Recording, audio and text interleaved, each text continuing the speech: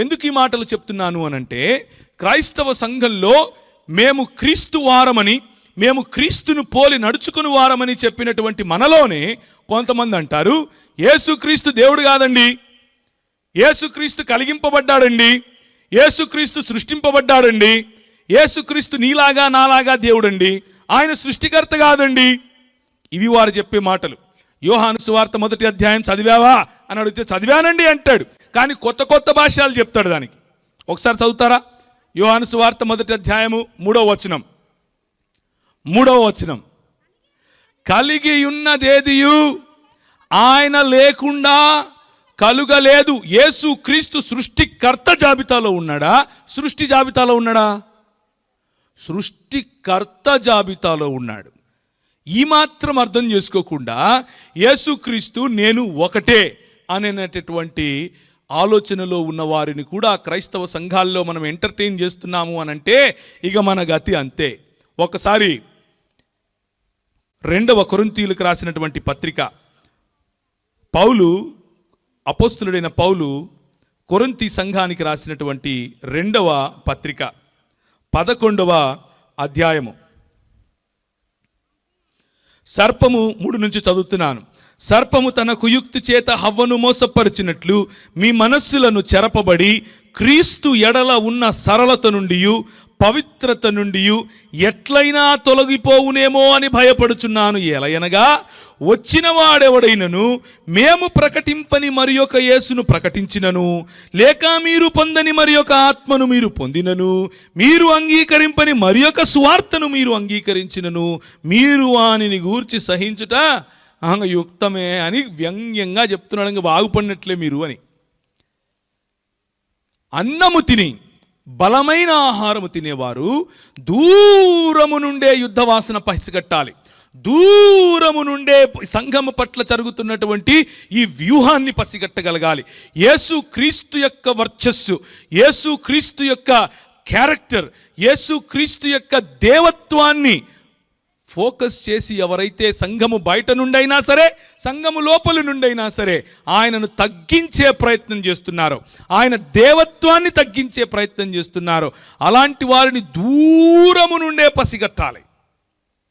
ఎందుకనంటే చెప్తున్నాడు అపోస్తలుడైనటువంటి పౌలు, అలాంటి వాళ్ళను కూడా సహిస్తే మేము ప్రకటింపని వేరొక క్రీస్తునొచ్చి ప్రకటిస్తున్నారు, మేము క్రీస్తు వారమే అంటున్నారు, మీలోనే తిరుగుతున్నారు అంటారు. మనకు ఆరాధన అక్కర్లేదు అంటారు, మనకు బల్లక్కర్లేదు అంటారు, మనకు ఇవన్నీ ఎందుకు వేస్ట్ అంటారు, మనకు క్రీస్తు ఆరాధన అక్కర్లేదు. ఇలాంటి మాటలు చెప్పి క్రైస్తవ సంఘాలను నిర్వీర్యం చేసేటటువంటి దుష్ట శక్తులున్న రోజుల్లో క్రైస్తవ సంఘమా మేల్కోండి, బలమైన ఆహారమును తినండి. క్రైస్తవ సంఘమా 66 పుస్తకాలు ఉన్నటువంటి ఈ బైబిల్ గ్రంథములో ఉన్న జ్ఞానమును వక్రీకరించి చెప్పే వాళ్ళు ఎంతమంది వచ్చినా సరే క్రైస్తవ సంఘం ఎన్నటికీ నిర్వీర్యమయ్యేది కాదు. సార్వత్రిక క్రైస్తవ సంఘము బోధిస్తున్నటువంటి సత్యము ఎన్నటికీ నిర్వీర్యమయ్యేది కాదు. ఈరోజు కేవలం యేసుక్రీస్తు దేవత్వము గురించి మాత్రమే మాట్లాడతాను. ఎన్నో విషయాలు ఇలా క్రీస్తుకు వ్యతిరేకంగా మాట్లాడేవారు క్రైస్తవ సంఘము, సార్వత్రిక క్రైస్తవ సంఘం చెప్పేటటువంటి బోధకు భిన్నంగా బోధిస్తారు. కానీ ఈరోజు కేవలం యేసుక్రీస్తు యొక్క దేవత్వమును గురించి మాత్రమే మాట్లాడతాను. మొట్టమొదటిగా ఆయన ఆరాధనకు యోగ్యుడా కాదా అంటారు. ఆయన ఆరాధనకు యోగ్యుడు కాదండి, ఆయన్ని ఆరాధించకూడదండి, తండ్రిని మాత్రమే ఆరాధించాలండి. ఒక్కసారి ద్వితీయోపదేశకాండం 6వ అధ్యాయం చూస్తారా? ద్వితీయోపదేశకాండము 6వ అధ్యాయము 13వ వచనం గట్టి చదువుతారా? నీ దేవుడైన యెహోవాకు భయపడి ఆయనను సేవించి ఆయన పేరట ప్రమాణము చేయవలెను. కేవలము ఎవరిని ఆరాధించాలి? నీ దేవుడైన యెహోవాను. కేవలము ఎవరిని ప్రేమించాలి, ఎవరిని సేవించాలి? నీ దేవుడైన యెహోవాను. ఇదే మాట ద్వితీయోపదేశకాండం 6:4 కూడా ఉంటుంది. ఏమనుంటుంది? ఇశ్రాయేలు వినుము, మన దేవుడైన యెహోవా అద్వితీయుడగు యెహోవా. మన ఆరాధన మన సంపూర్ణమైనటువంటి నీ పూర్ణ ఆత్మతోను, నీ పూర్ణ మనస్సుతోను, నీ పూర్ణ బలముతోను, ప్రభువైన యేసుక్రీస్తు ఇంకొకటి యాడ్ చేసి అంటారు, నీ పూర్ణ వివేచనతోను ఎవరిని ఆరాధించాలి? తండ్రిని ఆరాధించాలి, సేవించాలి, ఘనపరచాలి. ఈ ఘనపరచటము అన్నది, ఈ ఆరాధించటము అన్నది కేవలము దేవునికి మాత్రమే అది అవకాశం ఉంటే, యేసుక్రీస్తు ప్రభువారు యోహాను సువార్త 20వ అధ్యాయం 28వ వచనంలో ఆరాధనను స్వీకరిస్తాడు, ప్రార్థనను నాకు చేయమంటాడు. యోహాను సువార్త 5వ అధ్యాయంలో నా నామమున మీరు నన్నేమడిగినను నేను చేస్తాను అని అంటాడు.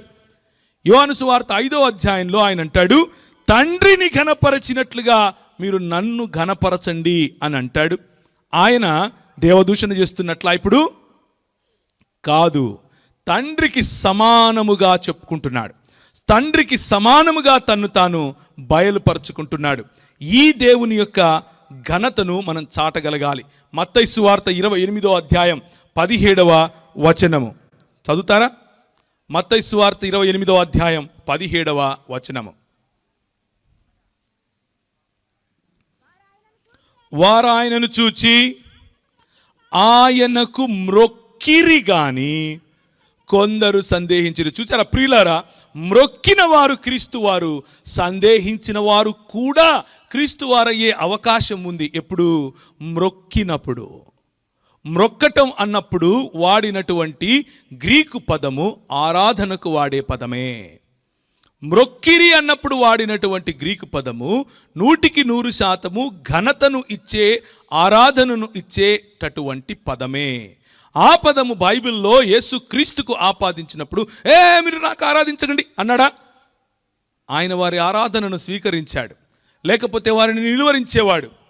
కనుక మన ప్రభు అయిన యేసు క్రీస్తు ఆరాధనకు యోగ్యుడు. రెండవదిగా యేసు క్రీస్తు ప్రభు యొక్క గుణలక్షణాలు. ఆయనకు తండ్రికి ఉన్నటువంటి గుణలక్షణాలు ఉన్నాయా? తండ్రి ఏ విధంగా ఆరాధనను స్వీకరించాడో అదే విధంగా ప్రభు అయిన యేసు క్రీస్తు ఆరాధనను స్వీకరించాడు అన్న విషయాన్ని నేను మీకు తెలియజేశాను. తండ్రి ఏ విధముగా గుణలక్షణాలు కలిగి ఉన్నాడో అవే గుణలక్షణాలు మన ప్రభు అయినటువంటి యేసు క్రీస్తు కలిగి ఉన్నాడా? యోహాను సువార్త 8వ అధ్యాయము 56వ వచనము. యోహాను సువార్త, నీ తండ్రి అయిన అబ్రహాము నా దినము ఏ విధంగా చూచాడు? ఎప్పుడు చూచాడు? ఏ ప్రవక్త అయినా సరే, లేకపోతే కలిగింపబడినటువంటి సృష్టి పురాతన కాలము మొదలుకొని శాశ్వత కాలము తన ప్రత్యక్షతను చూపించగలదా? మీకా గ్రంథము 5వ అధ్యాయం 2వ వచనం చదువుతారా? మీకా గ్రంథం 5వ అధ్యాయము 2వ వచనం. ఎప్పుడు చూచాడు అబ్రహాము? ఎవరిని చూచాడు? ఎక్కడ చూచాడు?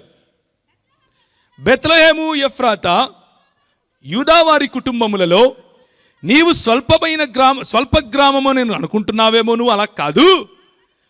నా కొరకు ఇశ్రాయేలును ఏలబోవువాడు నీలో నుంచే వస్తాడు. పురాతన కాలము మొదలుకొని శాశ్వత కాలము ఆయన ప్రత్యక్షమగుచూ వస్తున్నాడు.